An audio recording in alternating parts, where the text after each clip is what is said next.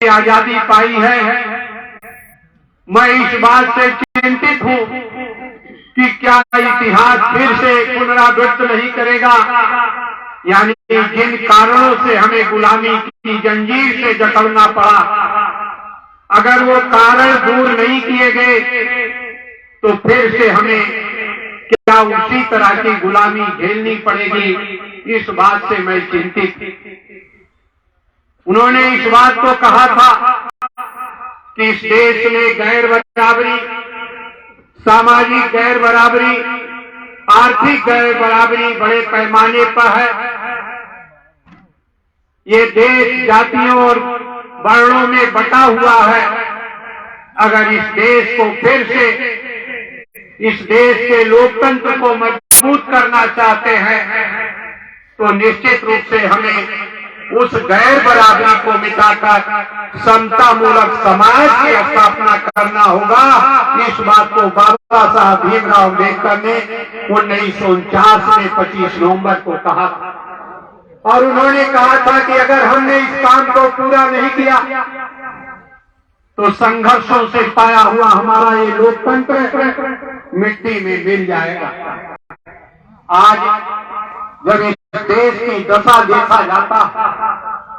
देखा जा रहा है, किस तरह से अंधकार की तरफ हमारी सरकारें हमें ले जाने का प्रयास कर रही हैं, किस तरह से लोकतंत्र को कुचलने का काम किया जा रहा है। अभी उत्तर प्रदेश में 3 उपचुनाव हुए। इस उपचुनाव को हमें देखने को मिला। हमारे संविधान निर्माताओं की ये कल्पना थी कि जनता का जनता के लिए शासन होगा, लेकिन कुछ क्षेत्रों में, विशेषकर रामपुर में, जिस तरह से लोगों को वोट डालने से रोकने का काम किया गया, जो पिछले विधानसभा चुनाव में जहां 60% वोट पड़ा था, इस बार 30% से भी कम वोट पड़ा। ये इस बात का संकेत है कि हम लोकतंत्र को कुचलना चाह रहे हैं। आज हमें इस बात का दुख है कि न्यायालय से हमें बड़ी अपेक्षाएं थी, लेकिन न्यायालय से भी हमें उतना अच्छा रिस्पांस नहीं मिल पा रहा। निश्चित रूप से इस देश को अगर मजबूत करने का काम करना है, किसान की जो दुर्दशा आज है, कहा गया था कि किसान की आमदनी दूनी की जाएगी, महंगाई को रोका जाएगा, लोगों को हर साल रोजगार देने का बड़े पैमाने पर कार्य किया जाएगा। लेकिन आज ये देश बेरोजगारी की तरफ बढ़ रहा है।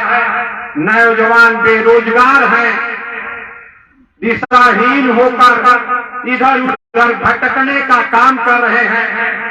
महंगाई चरम सीमा पर है और किसान की आमदनी तो नहीं बढ़ी, लेकिन किसान का जो लागत था वो बड़े पैमाने पर बढ़ाने का काम किया गया।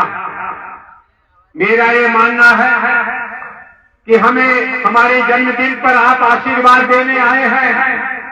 आप लोगों को आज यहां से ये संकल्प लेकर जाना होगा कि हमें इस देश में लोकतंत्र की बहाली के लिए, बाबा साहब के समता मूलक समाज की स्थापना के लिए, डॉक्टर लोहिया के और चौधरी चरण सिंह के उस नारे को, इस देश के विकास का रास्ता खेतों और खलिहानों से होकर गुजरता है, चरितार्थ करने के लिए आप सभी लोगों को निजी स्वार्थ को तिलांजलि देकर जनता के हित के लिए काम करना होगा, संघर्ष करने का काम करना होगा।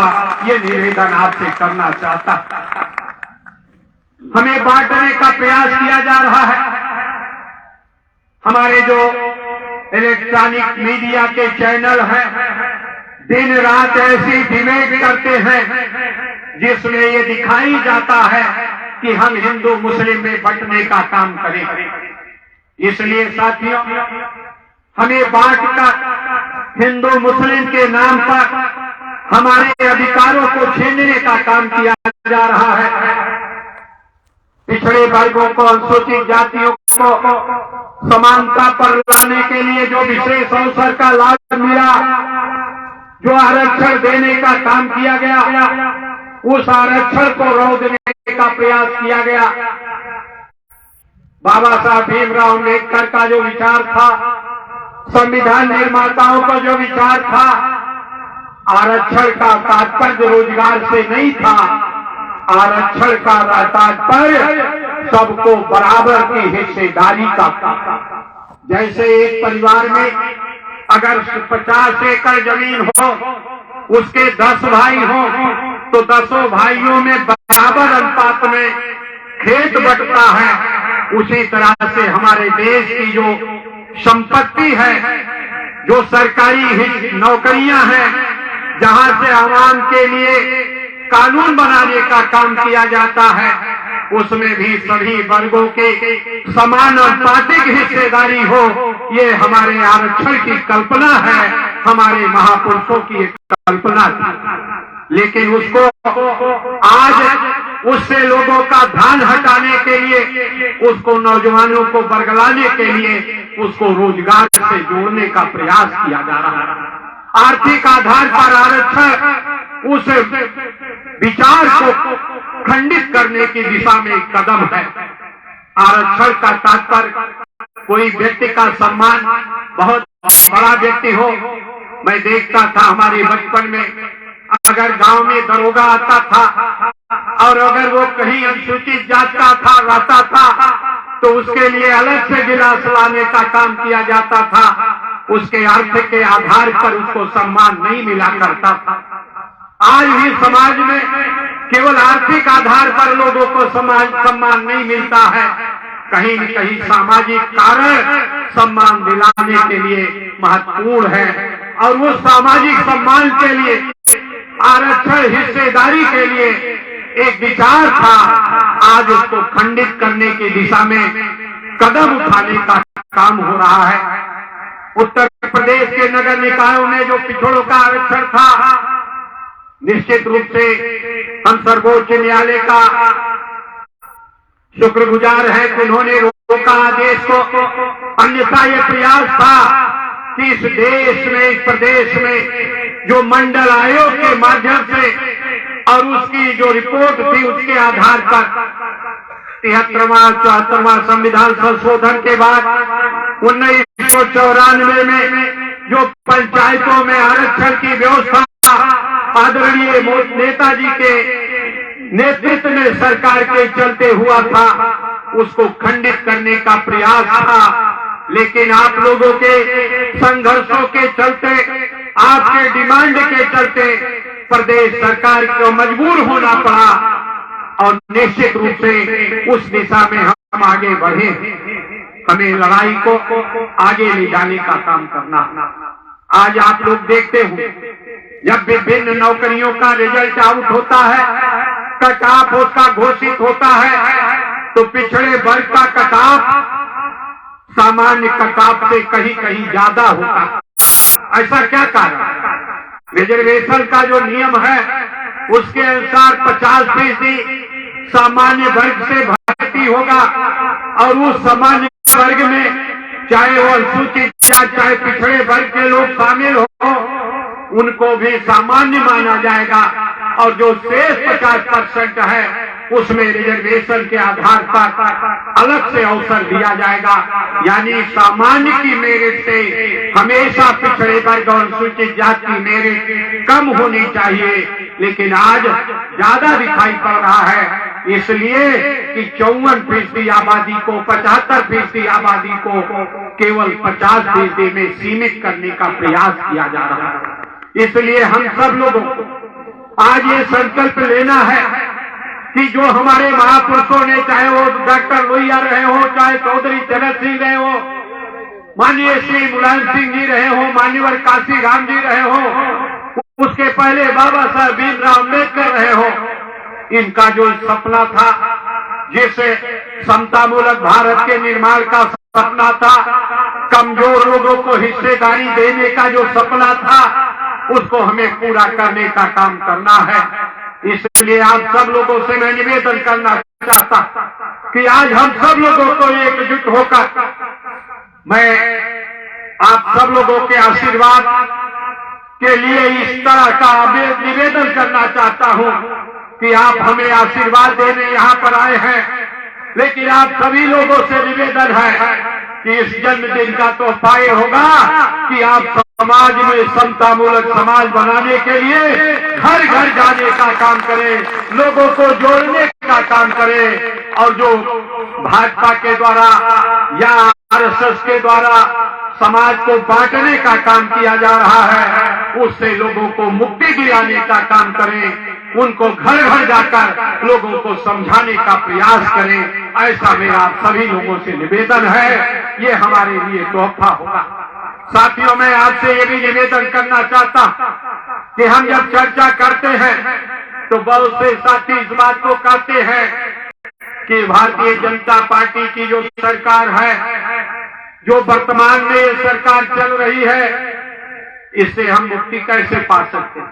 भाजपा को हटाया नहीं जा सकता। बहुत से लोग इस बात को बात करते हैं, लेकिन मेरा ये मानना है कि पहले इसी तरह से कांग्रेस पार्टी के लिए भी कहा जाता था कि कांग्रेस पार्टी को हटाया नहीं जा सकता, लेकिन doctor Ram Manohar Lohia, doctor Faridi, doctor अन्य तमाम नेता जो सामाजिक परिवर्तन के दिशा में काम कर रहे थे, इन लोगों ने जब इकट्ठा होकर प्रयास करने का काम किया तो 1967 में 10 राज्यों में गैर कांग्रेसी सरकार बन गई थी। ये उनके प्रयास से हुआ था। उस कांग्रेस पार्टी को हटाकर उसी में उत्तर प्रदेश भी था, जब चौधरी चरण सिंह के नेतृत्व में पहली गैर कांग्रेसी सरकार बनी थी। निश्चित रूप से आज भारतीय जनता पार्टी उस कांग्रेस पार्टी के मुकाबले मजबूत नहीं। आज उस तरह से उनका 416 सीटें 1984 के लोकसभा के चुनाव में श्री राजीव गांधी के नेतृत्व में कांग्रेस पार्टी को मिली थी, लेकिन उस कांग्रेस पार्टी 1989 में सत्ता से बेदखल हो गई जब लोगों ने संघर्ष करने का काम किया।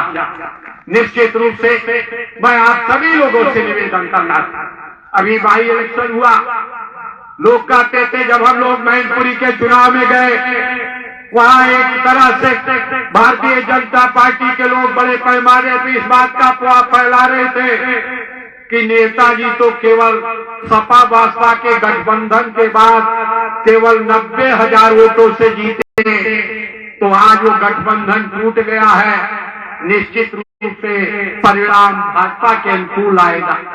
बहुत अहंकार हो गया था, लेकिन जनता के बीच में जब हमारे कार्यकर्ताओं ने जाकर जाने का काम किया तो भोगांव सीट विधानसभा सीट एक ऐसी थी जहां नेताजी 26,000 वोटों से हारे थे। उस भोगांव सीट में जहां सामाजिक समीकरण के आधार पर अगर वोट का ध्रुवीकरण करने का काम करे तो भाजपा का वोट बहुत ज्यादा था, लेकिन उस भोगांव सीट पर श्रीमती डिम्पल यादव जी 25,368 वोटों से जीतकर उस जो अहंकार था भाजपा का उसको तोड़ने का काम किया। इसलिए साथियों, मैं आपसे निवेदन करना चाहता, आजमगढ़ में हम चुनाव हारे तो निश्चित रूप से उसमें कोई बहुत बड़ी बात नहीं है, समय नहीं मिल पाया, जल्दी चुनाव हुआ। हम लोगों ने अगर ठीक ढंग से काम किया होता तो आजमगढ़, रामपुर सभी जगह भारतीय जनता पार्टी को हार का सामना करना पड़ता। मेरा ये मानना है कि अगर आप सब लोगों ने मन बनाकर घर घर जाकर लोगों को, किसान को, मजदूर को, सभी लोगों को जोड़ने का काम करेंगे तो आने वाले समय में लोकतंत्र की बहाली के लिए ये चुनाव लोकतंत्र की बहाली का चुनाव है, बेरोजगार नौजवानों को रोजगार दिलाने का चुनाव है, समतामूलक समाज बनाने का है और इस देश से लोकतंत्र का बचाने का है। इसलिए अगर लोकतंत्र को बचाना है, अगर ये लोकतंत्र न होता तो हमारे जैसे अनपढ़ माँ बाप का लड़का 6 बार विधानसभा का सदस्य न बन पाता। निश्चित रूप से ये लोकतंत्र के कारण ही है कि एक अनपढ़ माँ बाप का बेटा भी प्रदेश में 6 बार मेले बना और मंत्री भी बनने का अवसर मिला। ये इसलिए संभव हो पाया कि हम सब लोगों ने लोकतंत्र के मजबूती के आधार पर काम किया। आज अगर लोकतंत्र रहेगा तो हमारा आपका सम्मान रहेगा, अगर लोकतंत्र नहीं रहेगा तो हमारा आपका सम्मान नहीं रहेगा। इसलिए साथियों, 2024 से देश के लोकतंत्र का मेरा मानना है कि अगर आप लोगों ने सचेत होकर काम नहीं किया तो आखिरी चुनाव हो सकता है। अगर लोकतंत्र को बचाने का काम करना है तो 2024 में आपस के सारे मतभेद भुलाकर हमें संघर्ष करने का काम करना है। कौन आगे आएगा कौन नहीं, इस बात का देखने का काम नहीं करना है। हमें इस देश के लोकतंत्र को बचाने के लिए, और आज उत्तर प्रदेश में मेरा ये मानना है कि किसी न किसी रूप में जितने भी अन्य राजनीतिक पार्टियां हैं वो इस लोकतंत्र को बचाने में सफल नहीं होती दिख पा रही हैं। और इसीलिए मैनपुरी में पिछले चुनाव के मुकाबले मेरा ये मानना है कि अनुसूचित जाति के लोगों के ऊपर कहा जाता था कि ये बसपा के परंपरागत वोट है, लेकिन मैनपुरी में 90%, इसलिए कि मुझे इस बात पर गर्व है कि अनुसूचित जाति का व्यक्ति जो सबसे ज्यादा गरीब भले है, लेकिन उसके बाद भी राजनीतिक रूप से सबसे ज्यादा सबल है। और उस सबलता के आधार पर, उस राजनीतिक चेतना के आधार पर वो हमेशा बाबा साहब के विचारों के आधार पर लोकतंत्र को बचाने के लिए वोट किया। और मैनपुरी जिले में 90% दलित समाज के लोगों ने समाजवादी पार्टी को वोट देकर लोकतंत्र बचाने का काम किया। इसलिए साथियों, मेरा ये मानना है कि इस क्षेत्र में भी जब कांग्रेस की तूती बोला करती थी तो 1967 में जब लोग कल्पना नहीं कर रहे थे कि कांग्रेस को हटाया भी जा सकता है, तो इस अम्बेडकर नगर की अकबरपुर सीट से रिपब्लिकन पार्टी ऑफ इंडिया से श्री राम जी एमपी बनकर कांग्रेस के मंसूबे अहंकार को तोड़ने का काम किया था। निश्चित रूप से दलित समाज अम्बेडकरवादी है और वो किसी भी कीमत पर भारतीय जनता पार्टी की जाल में फंसने वाला नहीं है। लोकतंत्र को बचाने के लिए वो काम करेगा। इसलिए आप सभी लोगों से मैं निवेदन करना चाहता कि हमें भी उसी तरह से, विशेषकर पिछड़े वर्ग के लोगों से मैं ये निवेदन करना चाहता कि आपको, हमारे दलित समाज के लोगों में आज भी आर्थिक रूप से कमजोरी है, उस कमजोरी के बाद भी मुफ्त में राशन लेने के बाद भी उस राशन के नाम पर वोट देने का काम नहीं करता। उस राशन कोई बाहर से नहीं आ रहा है, राशन कोई भाजपा के लोगों के चंदा से नहीं आ रहा है, राशन हमारे किसानों की मेहनत का परिणाम है। जो आज हमें मिल रहा है वो हमारे किसानों के बदौलत है, और उसका जो दाम मुफ्त में देने की बात की जा रही है उससे कई गुना ज्यादा हमसे टैक्स के नाम पर वसूलने का काम, महंगाई बढ़ाकर वसूलने का काम किया जा रहा है।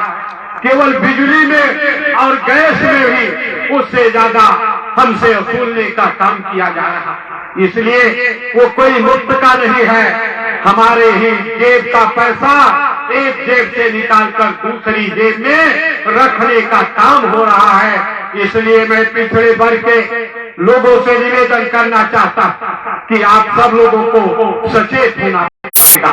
सामाजिक रूप से आप लोगों को आत्मसम्मान के लिए इकट्ठा होना पड़ेगा, और उस आत्मसम्मान के लिए आपको संघर्ष करने की जरूरत है। आज का आरक्षण छीना गया था, लेकिन पिछड़े वर्ग के लोगों, अगर इस तरह से दलित का आरक्षण छीना गया होता तो पूरे देश में तहलका मच जाता। लेकिन आपका आरक्षण छीने जाने के बाद भी जितना जागरूकता आपने होनी चाहिए था, जितना सड़कों पर निकलने का काम होना चाहिए था, आपने वो ताकत नहीं दिखाई पड़ी। आपने फिर से ताकत पैदा करना हो। इस देश की क्रांति में पिछड़े वर्ग के महापुरुषों का कम योगदान नहीं है। बाबा साहब को बाबा साहब बनाने में भी छत्रपति साहू जी महाराज का बहुत बड़ा योगदान है, जो पिछड़े समाज के थे। ज्योतिबा फूले जो पिछड़े समाज के, माली समाज के थे। सावित्रीबाई फूले जो पिछड़े वर्ग की माली समाज की थी, जिन्होंने नारी शिक्षा के लिए संघर्ष करने का काम किया। उन पिछड़े वर्ग के अपने नेताओं से, महापुरुषों से सबक सीखकर आप सभी लोगों को आगे बढ़ने का काम करना है, अपने समाज को जोड़ने का काम करना है। इसलिए आज आप सभी लोगों से मैं ये निवेदन करना चाहता, ये जन्मदिन मनाने का कोई उद्देश्य, कोई बड़ा स्वागत सम्मान, कोई हमारा आप तारीफ करने का पुल बांधे, इस उद्देश्य से नहीं है। इसे महाविद्यालय की स्थापना 5 जनवरी 2008 में शुरुआत हुआ था, लेकिन उसकी जरूरत इसलिए महसूस की गई कि जिससे आप सभी लोग एकजुट होकर आज जो यहाँ पर इकट्ठा होकर मनाने का हमारे आयोजक साथियों का विचार था, तो इसलिए था कि जिससे इसी बहाने हम आप सभी लोगों के बीच में इस पैगाम को देने का काम कर सके। और आप सभी लोगों से मेरा निवेदन है कि आप सब लोग इस जगह से, मैं मानूंगा कि हमारे लिए बड़ा भारी तोहफा है कि आने वाले समय में समाज को जगाते हुए जो विधानसभा का चुनाव हुआ, उस चुनाव में हम लोगों ने प्रयास किया, अथक प्रयास किया। मैं आप लोगों का एहसानमंद हूँ कि पिछला 5 जनवरी हम लोग कचहरी में मनाए थे। उस समय हमारे तमाम कार्य साथी थे, उस समय चुनाव की संभावना थी, आप लोगों की उम्मीद थी कि हम समाजवादी पार्टी की सरकार बनाने का काम कर सके। नहीं संभव हो पाया, लेकिन आप सभी लोगों ने मुझ जैसे व्यक्ति को 6वीं बार विधानसभा में पहुंचाकर जो हमारा सम्मान बढ़ाने का काम किया, उसके लिए मैं आप सभी लोगों का हृदय से आभार व्यक्त करना चाहता हूं। उसके लिए आप सभी लोगों का आजीवन में ऋणी रहने का काम करूंगा। साथियों, मेरे उम्र बढ़ती जा रही है। आज मैं 68 साल का पूरा हो गया, 69वें साल में प्रवेश कर गया। मुझे कोई बहुत लंबी राजनीति नहीं करना है, मैं कोई बहुत आप पर भार नहीं बनना चाहता हूं। मेरी ये चाहत नहीं है कि मैं बार बार चुनाव लड़ने का काम करूं, ऐसी मेरी कोई अपेक्षाएं नहीं है। अधिकतम निश्चित रूप से मेरी ये चाहत जरूर है कि मैं चुनाव लड़ूं या न लड़ूं, लेकिन इस देश का लोकतंत्र बचे, इस देश में समतामूलक समाज की स्थापना हो, सभी वर्ग के लोगों को बराबरी का सम्मान मिले।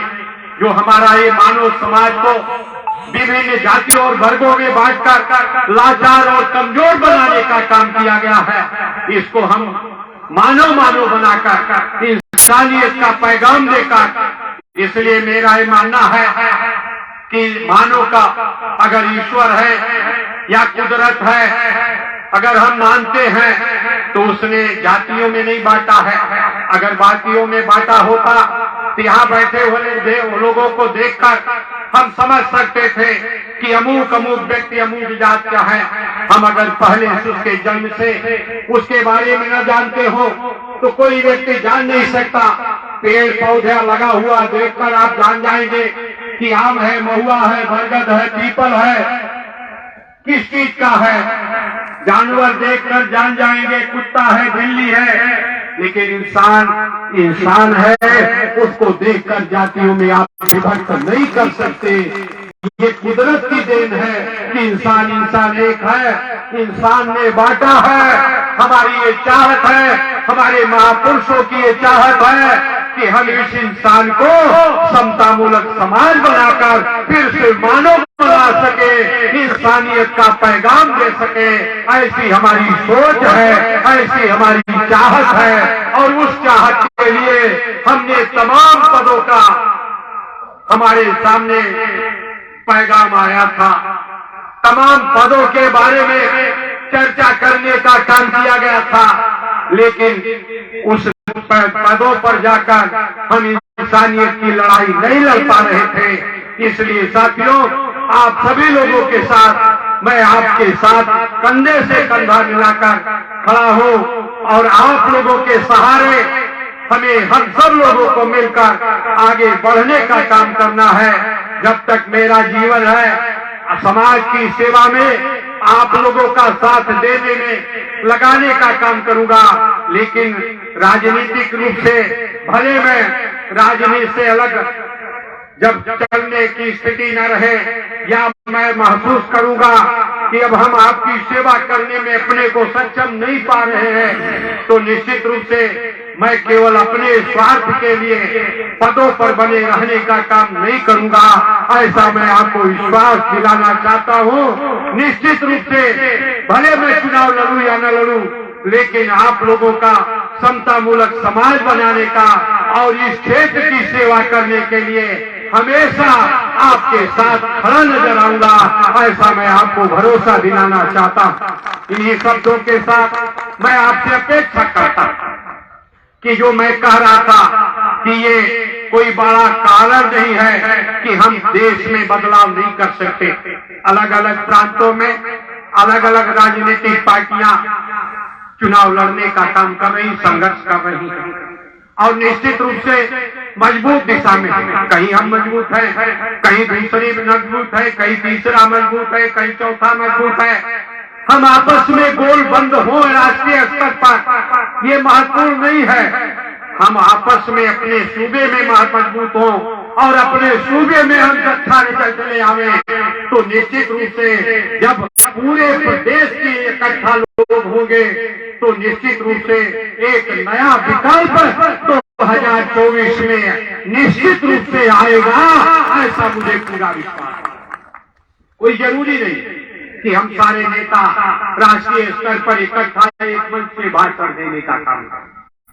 नीतियां अलग अलग हैं, विचार अलग अलग हैं। कांग्रेस की विचारधारा, भारतीय जनता पार्टी की विचारधारा, समाजवादी पार्टी की विचारधारा, बहुजन समाज पार्टी की विचारधारा, अन्य तमाम पार्टियों की विचारधारा अलग अलग रास्ता है, अलग अलग विचार है।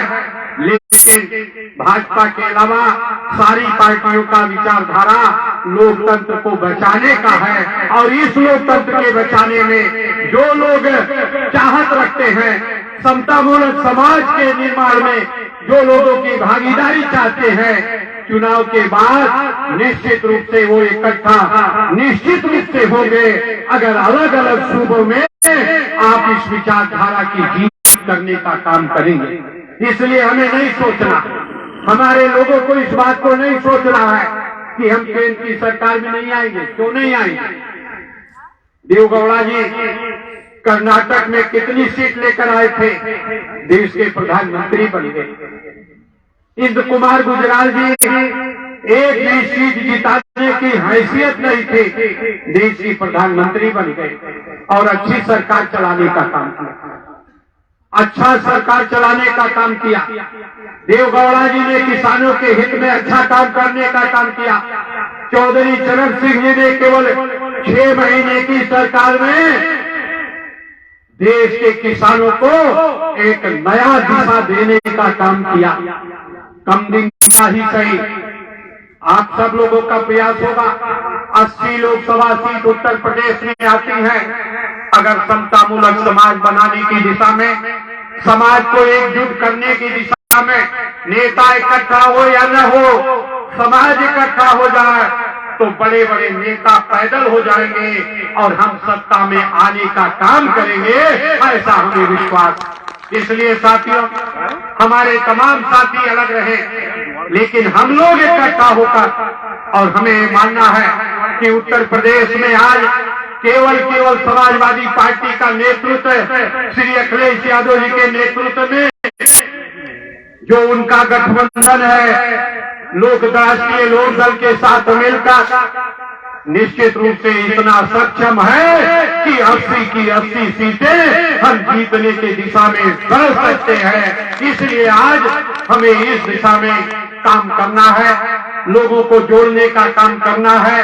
हिंदू मुस्लिम में जो बांटने का प्रयास किया जाएगा और जैसे जैसे लोकसभा का चुनाव नजदीक आएगा, जो चैनल है अडानी अंबानी का, जिनको मजबूत करने का काम ये सरकार कर रही है, किसानों को कमजोर बनाकर, लाचार बनाकर, व्यापारियों को लाचार बनाकर, जीएसटी का जगह जगह छापा पड़ रहा है। हमारे छोटे छोटे व्यापारी दुकान बंद करके भाग रहे हैं। निश्चित रूप से अगर आप उससे मुक्ति चाहते हैं तो आप सब लोगों को एकजुट होकर और इस पैगाम के साथ कि भारतीय जनता पार्टी का विकल्प उत्तर प्रदेश में अगर कोई राजनीतिक पार्टी है तो केवल समाजवादी पार्टी है। और पिछले विधानसभा के चुनाव में भी हमने ये साबित किया, 36% हमारे नेतृत्व को वोट मिला।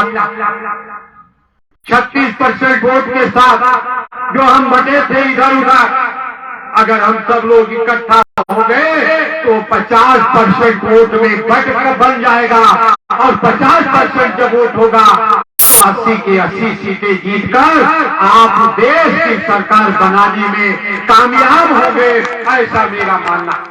इसलिए साथियों, आज सब लोगों से निवेदन करते हुए, ठंडक ज्यादा है, मैं बोल रहा हूं इसलिए मुझे ठंडक नहीं लग रहा है, लेकिन जो बैठे हैं उनको ठंडक का आभास हो रहा है। नाश्ते का प्रबंध भी किया गया विद्यालय की तरफ से। इसलिए आप सभी लोगों से निवेदन है कि घुघरी और हलवा का मुझे जहां तक सूचना है, व्यवस्था है, इसलिए आप बिना नाश्ता किए हुए कोई नहीं जाएगा। इन्हीं शब्दों के साथ मैं आप सभी लोगों का आशीर्वाद के लिए इस ठंडक की ठिठुरन में ठिठुरते हुए भी आप सब लोगों ने मेरा हौसला बढ़ाने का, जो आशीर्वाद देने का काम किया है, उसको अपने सीने से लगाकर इस देश में बाबा साहब डॉक्टर राममनोहर लोहिया चौधरी चरण सिंह के विचारों के आधार पर, माननीय काशीराम माननीय मुलायम सिंह नेताजी के विचारों के आधार पर समता मूलक समाज की स्थापना के लिए आगे बढ़ने का कार्य करने का काम करूंगा, ऐसा आपको विश्वास दिलाते हुए आप सभी लोगों का हृदय से आभार व्यक्त करते हुए अपनी बात को विराम देता हूं। धन्यवाद। जय भीम, जय समाज।